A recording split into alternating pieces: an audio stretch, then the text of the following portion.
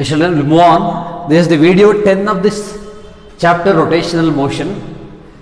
Today I will take up equilibrium of a rigid body. What is equilibrium? No change in the state. If the body is at rest, it continues to be at rest. If it is in motion, continues to move with the same speed, same direction, if no external force acts. You have learnt it as the condition for equilibrium of translational motion, translation from one place to another. When body moves from one place to another, external force ಇರಲಿಲ್ಲ ಅಂದರೆ body preserves it's state, ಅಂದರೆ ಯಾವ ಸ್ಟೇಟ್ಲಿರುತ್ತೋ ಅದೇ ಸ್ಟೇಟ್ಲಿ continue ಆಗುತ್ತೆ. No change in state.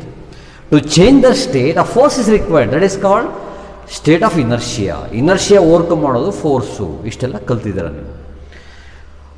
ಫೋರ್ಸ್ಗೆ equivalent rotation motion ಯಾವುದು? Torque. ಹಾಗಾಗಿ ರೊಟೇಷನ್ ಮೋಷನ್ ಬಂದಾಗ ಟಾರ್ಕ್ ಆ್ಯಂಡ್ ಲೀನಿಯರ್ ಮೋಷನ್ಗೆ ಹೋದಾಗ force, they overcome state of inertia.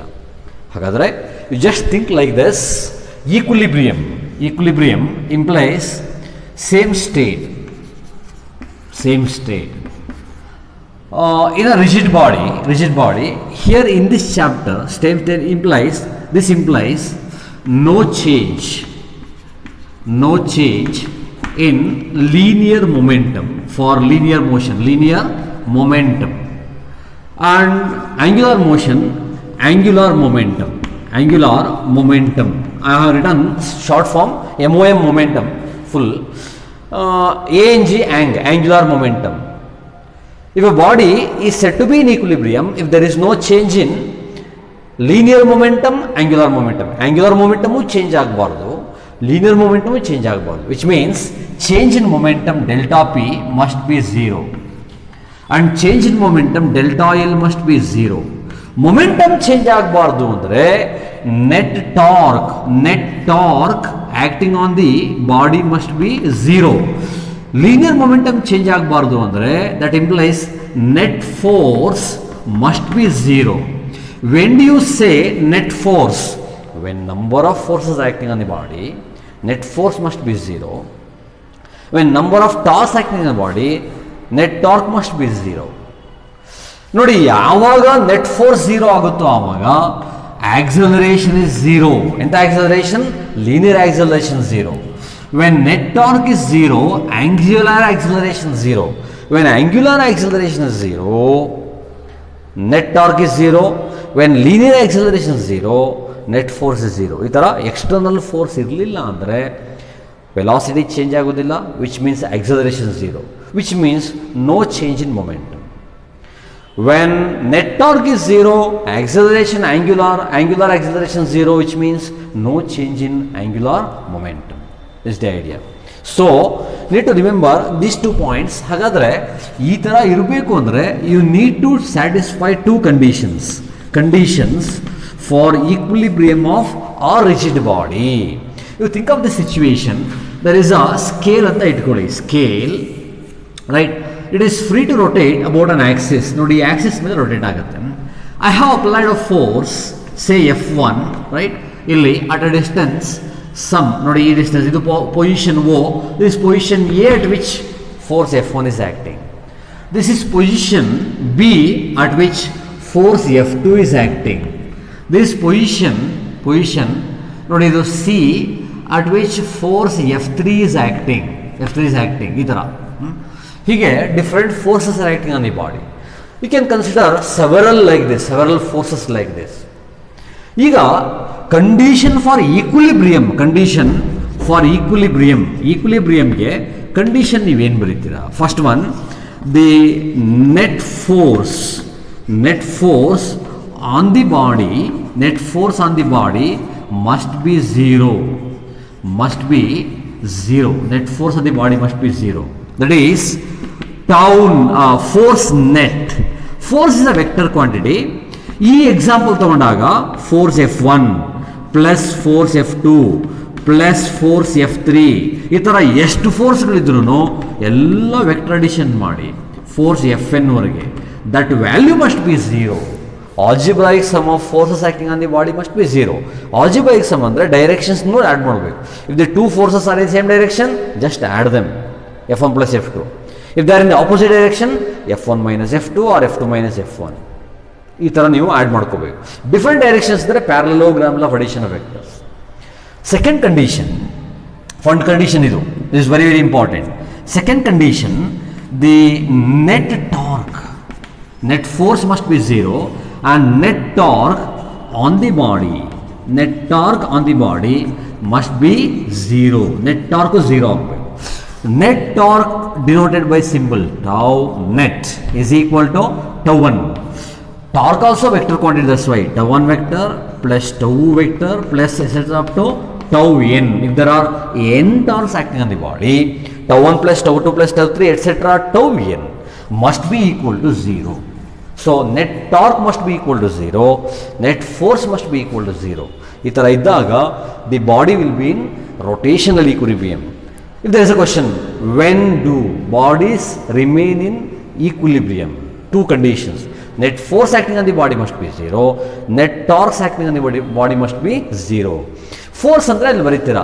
What are ಟಾರ್ಕ್ಸ್? ಈ ಎಕ್ಸಾಂಪಲ್ನಲ್ಲಿ ನೋಡಿ, ಈ ಎಕ್ಸಾಂಪಲ್ನಲ್ಲಿ ಟಾರ್ಕ್ tau 1 ಈಸ್ ರಿಟರ್ನ್ ನೋಡಿ. ಇದು ಒಂದೇ ಬಾಡಿ, ಇದು ಈ ಪಾಯಿಂಟ್ ಫಿಕ್ಸ್ ಮಾಡಿದ್ದೀರಾ. ಇದು ಒಂದೇ ಫೋರ್ಸ್ ಇದ್ರೆ it rotates like this. Just imagine what is this rotation? This rotation is clockwise rotation. tau 1 I write clockwise. What is torque? Force multiplied by perpendicular distance. What is perpendicular distance here? OA. Observe carefully. Right? Force multiplied by perpendicular FOA. F into OA. These are clockwise rotation taken negative. Clockwise negative. I told you in the other class. Nodi ನೆನಪಿಟ್ಕೊಳ್ಳಿ, ಇಲ್ಲಿ I write here clockwise moment.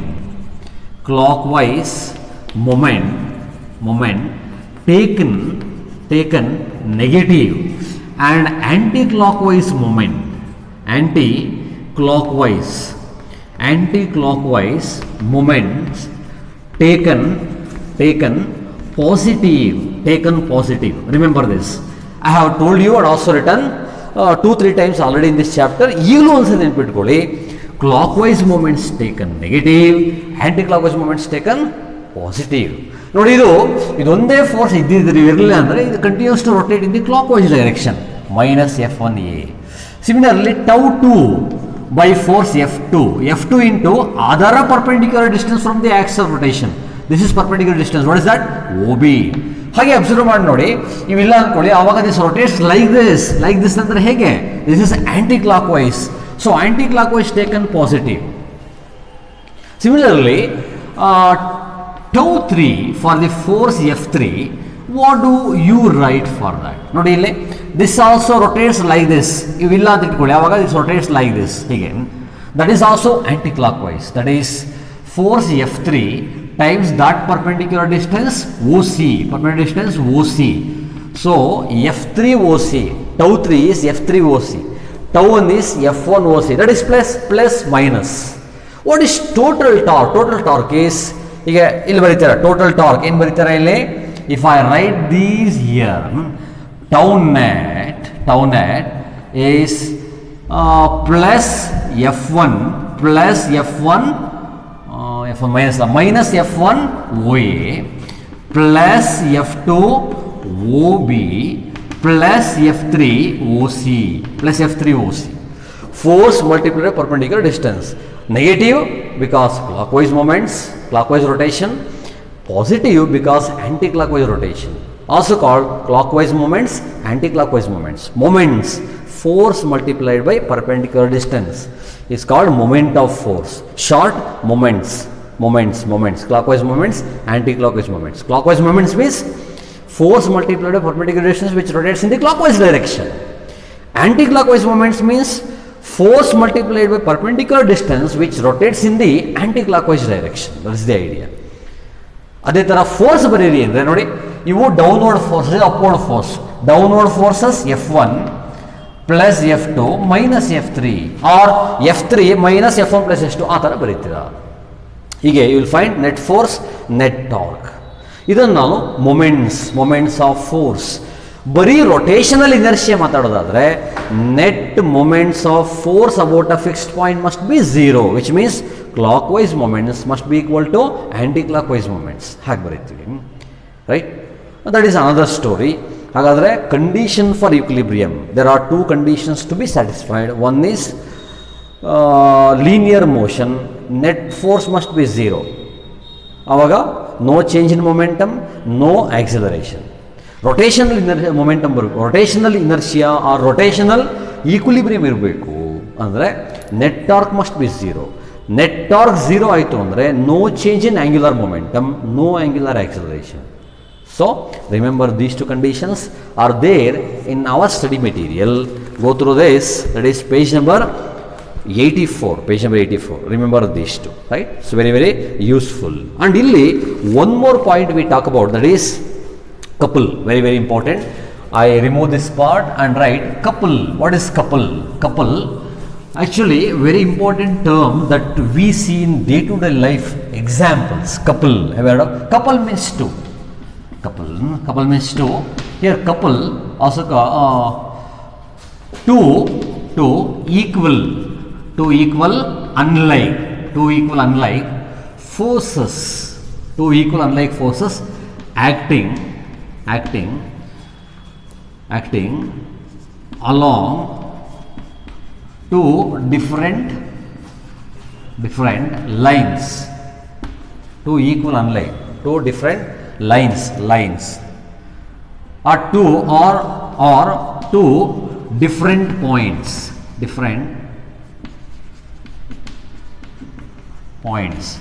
of a body. So instead of saying different points, you better say different lines. For example, you see this pedaling of bicycle is an example.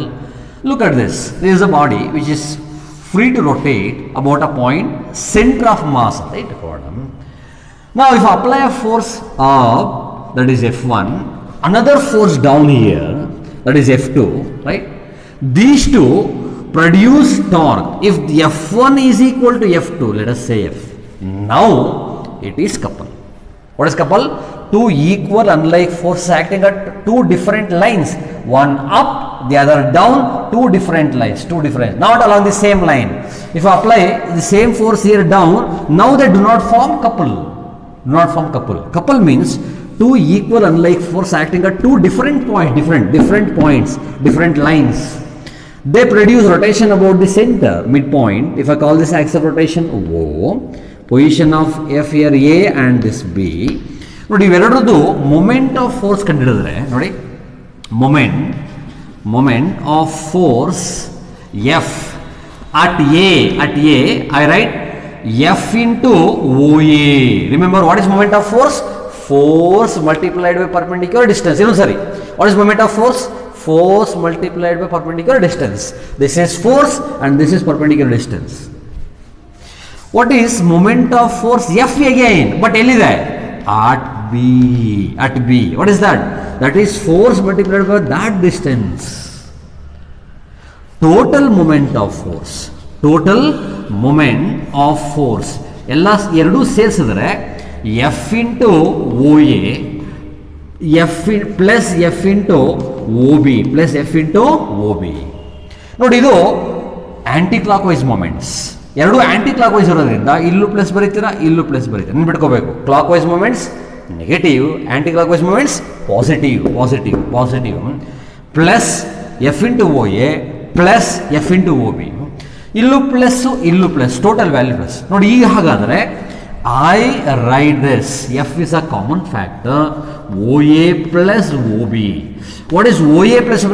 OA plus OB is AB, F into AB, because OA plus OB is AB.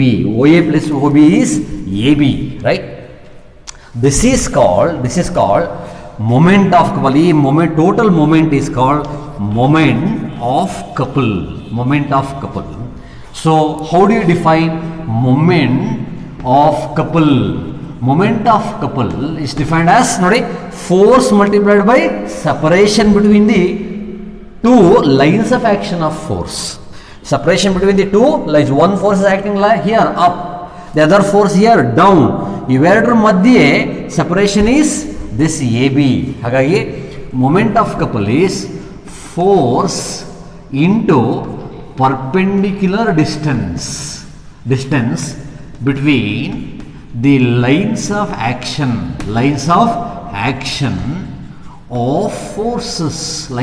of forces. How do you define? Moment of couple is force multiplied by perpendicular distance between the lines of action of force. Force multiplied by perpendicular distance between the two lines of action of force. Force multiplied by perpendicular distance between the two lines of action of force. That is called moment of couple. Couple example, pedaling of bicycle, rowing ಅಂದರೆ ಬೋಟ್ನಲ್ಲಿ ಹಿಂಗೆ ಹಿಂದೆ ಮುಂದೆ ಹೇಗೆ ಮಾಡ್ತಾರೆ ನೋಡಿ, ಆ ಥರ ಹಿಂಗೆ ನೀವು ಪೆಡಲ್ ಮಾಡುವಾಗ ಒಂದನ್ನು ಪುಷ್ ಮಾಡ್ತಾರೆ, ಅದನ್ನು ಪುಲ್ ಮಾಡ್ತಾರೆ, ಹೀಗೆ right. You are applying two equal unlike forces always produces rotation. Torque always produces rotation. ಒಂದು ಟಾರ್ಕ್ನ ನ್ಯೂಟ್ರಲೈಸ್ ಮಾಡಬೇಕು, ಇನ್ನೊಂದು ಆಪೋಸಿಟ್ ಟಾರ್ಕೇ ಇರಬೇಕು. ಅಂದರೆ ಒಂದು ಕ್ಲಾಕ್ ವೈಸ್ ಇದ್ದರೆ ಒಂದು ಆ್ಯಂಟಿ ಕ್ಲಾಕ್ ವೈಸ್ ಸೇಮ್ ಇದ್ದರೆ ಆವಾಗ ಮಾತ್ರ ಝೀರೋ ಆಗುತ್ತೆ. ಹಾಗೆಯೇ ಒಂದು ಕಪಲ್ನ ನ್ಯೂಟ್ರಲೈಸ್ ಮಾಡಬೇಕು ಅಂದರೆ you have to apply equal and opposite couple. ಅಂದರೆ ಒಂದು ಫೋರ್ಸ್ನ ಹೀಗೆ, ಇನ್ನೊಂದು ಫೋರ್ಸ್ ಹೀಗೆ, ಇದು ಒಂದನ್ನೇ ಅಪ್ಲೈ ಮಾಡಿದ್ರೆ ಇವೆರಡು ಬ್ಯಾಲೆನ್ಸ್ ಆಗುತ್ತೆ. ಬಟ್ ಇದು ರೊಟೇಟ್ ಮಾಡುತ್ತೆ, still it is rotating in the anti clock rotation. ನೀವು ಇದನ್ನು ಬ್ಯಾಲೆನ್ಸ್ ಮಾಡಿದ್ರೆ ಇದು ರೊಟೇಟ್ ಮಾಡುತ್ತೆ. ಹಾಗಾಗಿ ಎರಡನ್ನೂ ಬ್ಯಾಲೆನ್ಸ್ ಮಾಡಬೇಕು. ಈ ಫೋರ್ಸ್ ಕ್ಯಾನ್ಸಲ್ ಮಾಡಬೇಕು, ಅಪ್ಲೈ ಸೇಮ್ ಫೋರ್ಸ್ ಡೌನ್. ಈ ಫೋರ್ಸ್ ಕ್ಯಾನ್ಸಲ್ ಮಾಡಬೇಕು, ಅಪ್ಲೈ ಸೇಮ್ ಫೋರ್ಸ್ ಅಪ್. ಆವಾಗ ಇವೆರಡು ಸೇರ್ಸ್ ಒಂದು ಕಪಲ್, ಕ್ಲಾಕ್ ವೈಸ್ ಮೂಮೆಂಟ್ಸ್, ಇದು ಆ್ಯಂಟಿ ಕ್ಲಾಕ್ ವೈಸ್, ಆವಾಗ ಝೀರೋ ಆಗುತ್ತೆ. ಹಾಗಾಗಿ ಕಪಲ್ ಬ್ಯಾಲೆನ್ಸಸ್ ಕಪಲ್ ಅಂದರೆ two equal unlike force balance ಮಾಡಬೇಕು ಅಂದರೆ ಅನದರ್ ಟೂ ಈಕ್ವಲ್ ಅನ್ಲೈಕ್ ಫೋರ್ಸಸ್ನ ಆಪೋಸಿಟ್ ಅಪ್ಲೈ ಮಾಡಬೇಕು. ಆ couple balances couple, torque balances torque. Torque ಅಂದರೆ single force into perpendicular distance. Couple ಅಂದರೆ two equal unlike force acting at two different points. Couple always produces rotation. That is very sure, very important, you need to remember, right? Illi one more point that is called ee couple nalle very important. Whatever I discussed so far is a statement of law of moments. Now condition for equilibrium barivaga consider two equilibria. One equilibrium of translational motion, equilibrium of rotational motion. Translational motion equilibrium ಇರಬೇಕು ಅಂದರೆ no change in momentum, no acceleration ಇರಬೇಕು ಅಂದರೆ net force zero ಆಗಬೇಕು. ಇನ್ನೊಂದು ಸಾರಿ rotational ಮೋಷನ್ನಲ್ಲಿ equilibrium ಇರಬೇಕು ಅಂದರೆ net torque zero ಆಗಬೇಕು, net acceleration zero ಆಗಬೇಕು. ಬರೀ ರೊಟೇಷನಲ್ ಮೋಷನ್ ತಗೊಂಡಾಗ ಲಾ ಆಫ್ ಮೊಮೆಂಟ್ಸ್ ಏನು ಹೇಳುತ್ತೆ, total moments of force about a fixed point in a plane is zero, then the body is in rotational equilibrium ನಲ್ಲಿ ಇರುತ್ತೆ. rotational equilibrium this one ಅದೇ idea, total torque. ಹಾಗಾದರೆ ಅದನ್ನು ನಾನು ಮತ್ತೆ ಅಗೈನ್ ರಿಪೀಟ್ ಮಾಡಿ ಬರೆದ್ರೆ what is net torque is equal to ಮೂರಿದೆ ಅಲ್ಲಿ ಟಾರ್ಕ್. ಫಸ್ಟ್ ಒನ್ನು ಓ force multiplied by perpendicular distance F1 into OA. F1 ಇದು ಆಕ್ಸಲ್ ರೊಟೇಷನ್, ಇದು point of application of force is F1, force multiplied perpendicular distance. ಇನ್ನೊಂದು second one F2, ಇದು force multiplied by perpendicular distance, that is F2 into OB. Third force is F3 acting down, force F3 multiplied by perpendicular distance, ಕರೆಕ್ಟಾ? ಈಗ plus minus ಬರೀಬೇಕು. ಏನು ಕೊಡ್ರಿ ನಿಮಗೆ, clockwise rotation ಆದರೆ minus ಬರೀರಿ, anti clock wise ಆದರೆ plus ಬರೀರಿ. ಈಗ ಯೋಚನೆ ಮಾಡಿ, about this point F1 rotates ಹೇಳಿ clockwise, so clockwise minus, versus F2 rotates anti-clockwise plus, F3 rotates anti-clockwise, that is plus. So sum of algebraic sum of moments of force about the point is net torque. Torque moments of force. Another word of torque is moment of force. ಒಂದ್ಸರಿ torque ಒಂದ್ಸರಿ moment of force ಅಂದ್ರೆ confuse ಮಾಡಬೇಡಿ. Torque is moment of force. Net moment of force ಇದಕ್ಕೆ ಬದಲಾಗಿ torque. Net moment of force is algebraic sum of individual moments of force, or net torque is algebraic sum of individual moments of force ಅಥವಾ torque. ಇದು 0 ಆದರೆ net torque is 0, then minus F1 into OA plus F2 into OB plus F3 into OC. ಇದನ್ನ ಈ ಕಡೆ ತಗೊಬಂದಾಗ ಏನಾಯಿತು, F1 into OA is equal to F2 into OB plus F3 into OC. ಹಾಗಾದರೆ what is this F1 into OA? Clockwise moments. What is this F2 into OB? Anticlockwise moments. ಇಲ್ಲಿ ಎರಡಿದೆ some, ಇಲ್ಲೂ 2-3 ಇದ್ದರೆ ಅವುಗಳು some ಆಗ್ತಾ ಇದ್ವು. ಹಾಗಾಗಿ final statement is this. Final statement of the law of moments ಹೀಗೆ ನೋಡಿ, when net external torque is 0, when net ನೋಡಿ ಈ ಥರ, when net external torque is 0, when net external torque is 0, comma, clockwise moments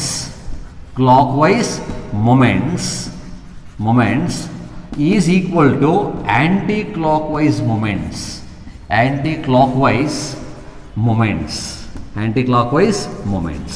right? ಏನು ಹೇಳ್ತೀರಾ? clockwise moments equals anti-clockwise moments. ಇಲ್ಲಿ clockwise moments equals anti-clockwise moments. Moments means force multiplied perpendicular distance, ಅದನ್ನು some ಮಾಡ್ತಾ ಹೋಗೋದು. Clock ವೈಸ್ನೆಲ್ಲ ಒಂದು ಕಡೆಗೆ, ಆ್ಯಂಟಿ clock ವೈಸ್ನೆಲ್ಲ ಒಂದು ಕಡೆಗೆ. This is very important topic, this one. Clock wise moments is equal to anti clock wise moments. Very important topic in CET NEET discussion problems, right?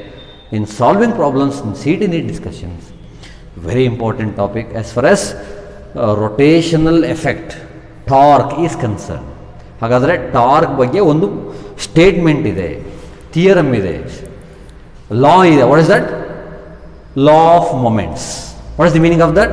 When net external torque is 0, total moments of force is 0, which means clockwise moments is equal to anti-clockwise moments. F1 OA equal to F2 OB plus F3 OC.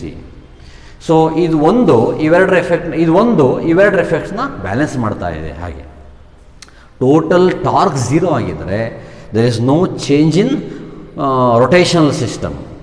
ನೋಡಿ, no change in rotational motion ಅಂದರೆ ರೊಟೇಷನೇ ಇಲ್ಲ ಅನ್ಕೋಬಾರ್ದು. Rotation is there, but rotation is not increasing or decreasing. Motion is there, it is not increasing or decreasing.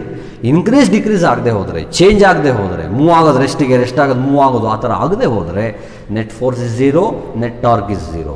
It's called equilibrium, right? Istu you need to practice, and this information is in page number 84 and page number 85. We have to remember these two, very very important, right? Next we'll move on with another point, that is lever, principle of lever. You are very much familiar. We'll continue.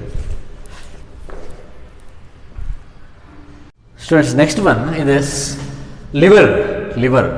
What is a lever? Lever principle you are going to learn. A lever is a very light means was massless. Light means massless rod. Light means massless rod, straight rod, iron rod is called a lever. You are very familiar with this. ಕನ್ನಡದಲ್ಲಿ ಹಾರ್ಕೋಲ್ ಅಂತ ಹೇಳ್ತೀವಿ. is iron rod, that's it. ನೋಡಿ, you think it as a lever, a strong rod, right, which is supported at a point somewhere. Here you have supported it. ಈ ಥರ support ಮಾಡಿದ್ದಾರೆ ನೀವು, right? Clear? This is a point O. That point of pivot is called pivot. Point of pivot is called fulcrum. What is fulcrum? Denoted by O here. That is point of pivot. ನೀವು ಎಲ್ಲಿ pivot ಮಾಡಿದಿರೋ, pivot ಅಂದರೆ fix ಮಾಡೋದಿಗೆ, fix ಮಾಡಿದಿರೋ, that is called fulcrum. Fulcrum ಅಥವಾ point of pivot are also called point of support.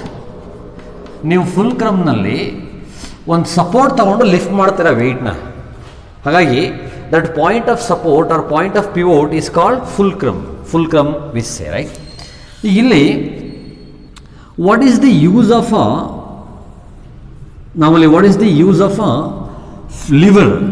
lever is used to lift very heavy objects with a very small effort. With a very small effort, we can lift very heavy load. It's commonly used by our ancestors when science and technology not that much familiar. ಏನು ಹೇಳಿ ಅಂದರೆ ಇಷ್ಟೊಂದು science develop ಆಗದೆ ಹೋದಾಗ ಕೂಡ ಈ ಪ್ರಿನ್ಸಿಪಲ್ನ use ಮಾಡಿ people were using what we call mechanical advantage to lift heavy ಲೋಡ್ನ ಲಿಫ್ಟ್ ಮಾಡಲಿಕ್ಕೆ ಇದನ್ನ ಯೂಸ್ ಮಾಡ್ತಾ ಇದ್ರು. ಸ್ಟ್ರೇಟ್ ರಾಡ್ ಇದು, ಸೊ ಬೆಂಡ್ ಆಗಿ no issues, can remember this. ಇಲ್ಲಿ ನಾರ್ಮಲಿ 2 ಫೋರ್ಸಸ್ ಆ್ಯಕ್ಟ್ ನೋಡಿ, ಒಂದು ಫೋರ್ಸ್ ಈ ಕಡೆ ಆ್ಯಕ್ಟ್ ಆಗ್ತಿದೆ ಅಂತ ಇಟ್ಕೊಳ್ಳಿ, at this end you call it force F1, the other force acting here that is called F2, and this distance I say A and this B, point B, and I call this distance D2 from the fulcrum, point of pivot, to the action of second force, and this is D1 from the point of pivot to the action of first force. First force acts here, second force acts here. ನಾನಿಲ್ಲಿ ಐದರ್ can be called ಇಲ್ಲಿ ಒಂದನ್ನು load ಒಂದನ್ನು effort ಅಂತ ಕರಿತೀನಿ. ಅಂದರೆ ಇದು ಹೇಗಿರುತ್ತೆ usually how it works or looks like ನೋಡಿ, there is a very heavy load ಇದೆ, ಇದನ್ನು ನಾನು ಲಿಫ್ಟ್ ಮಾಡಬೇಕು ಮೇಲ್ಗಡೆಗೆ. So this load exerts a force that I call weight.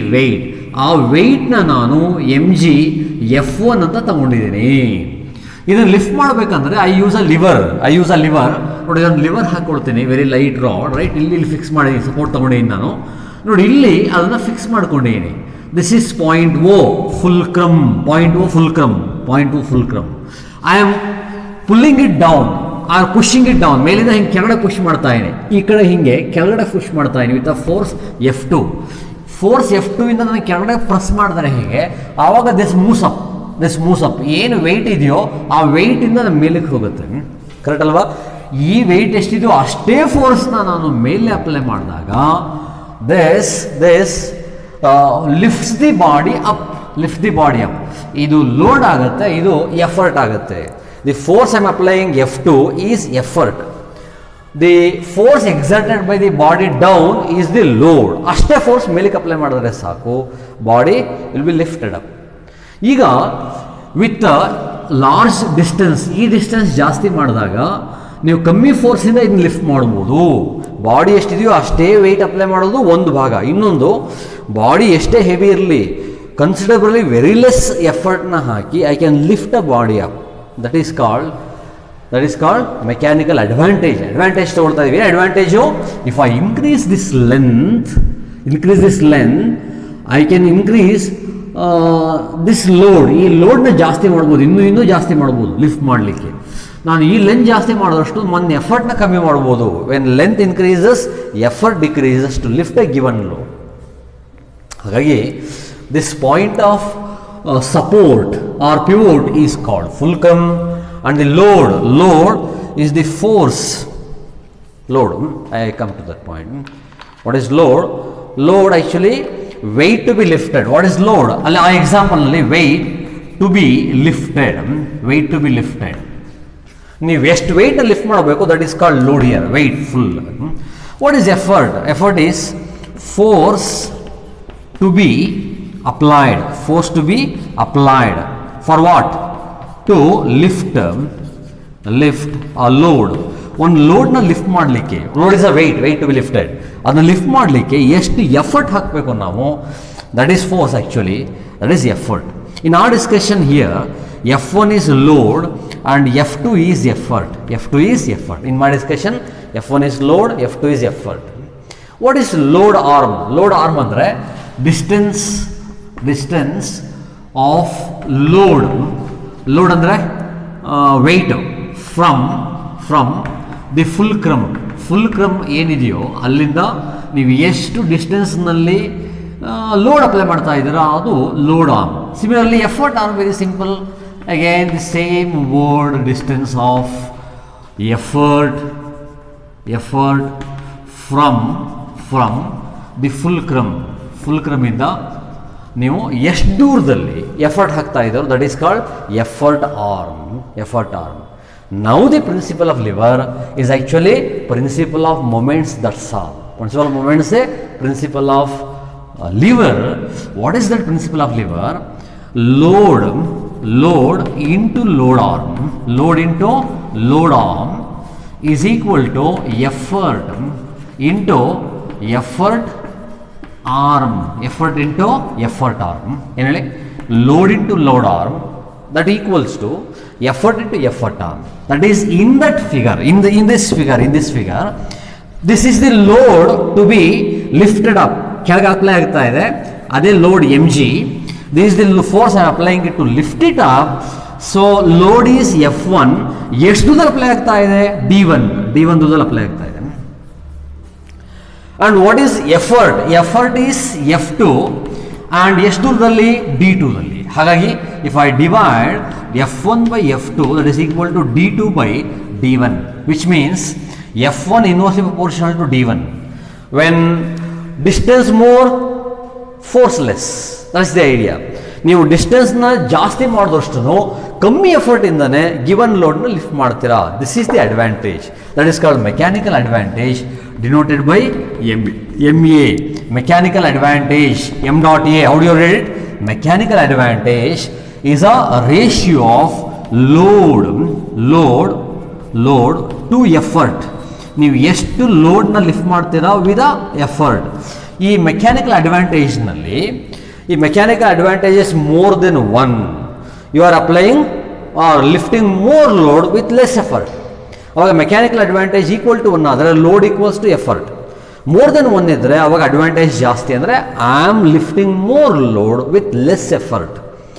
ಆ ಲೆಸ್ ಎಫರ್ಟ್ ಅಪ್ಲೈ ಮಾಡಿ ಜಾಸ್ತಿ ಲೋಡ್ನ ಯಾವಾಗ ಲಿಫ್ಟ್ ಮಾಡ್ತೀರಾ ಅಂದರೆ ಈ ಡಿಸ್ಟೆನ್ಸ್ ಜಾಸ್ತಿ ಇದ್ರೆ. ಯಾವ ಡಿಸ್ಟೆನ್ಸು? Effort arm. ಎಫರ್ಟ್ ಅಂದರೆ ನಾವು ಹಾಕೋ ಫೋರ್ಸು. ದೂರದಲ್ಲಿ ನಾವು ಫೋರ್ಸ್ನ ಅಪ್ಲೈ ಮಾಡಿದ್ರೆ ಫ್ರಮ್ ದಿ ಫುಲ್ಕ್ರಮ್ ಆವಾಗ ಜಾಸ್ತಿ ಲೋಡ್ನ ಲಿಫ್ಟ್ ಮಾಡ್ತೀವಿ. When arm distance is more, moment of force more. Actually this is moment of, ನೋಡಿ this is moment of effort. ನೀವು ಏನು ಫೋರ್ಸ್ ಅಪ್ಲೈ ಮಾಡಿದ್ರೆ ಎಫರ್ಟು ಅದರದ್ದು ಮೊಮೆಂಟು. ಮೊಮೆಂಟ್ ಅಂದರೆ force multiplied by perpendicular distance. Similarly, this is moment of load.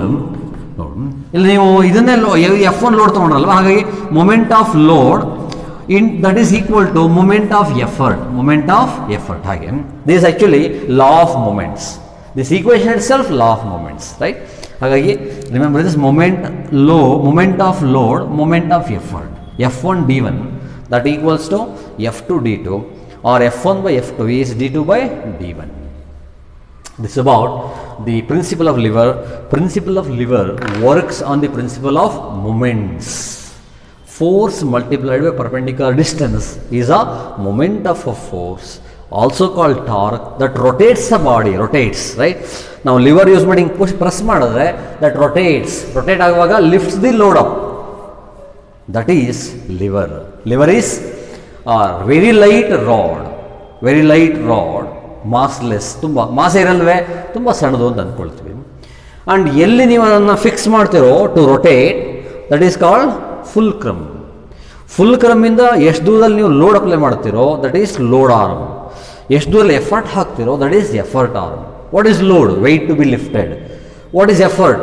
Lift ಮಾಡಲಿಕ್ಕೆ ಲೋಡ್ನ ಎಷ್ಟು force apply ಮಾಡ್ತೀರಾ that is called effort. What is principle of lever? Load into load arm equals effort into effort arm.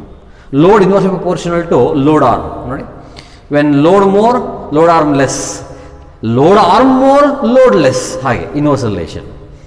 Mechanical advantage, load by effort. Right? So this is much very important. Sometimes quite useful now. See it in a discussion. You have to remember this. Right? ಎಷ್ಟು ನೆನ್ಪಿಟ್ಕೊಳ್ಳಿ. Next ಕ್ಲಾಸ್ನಲ್ಲಿ will learn some more points very important.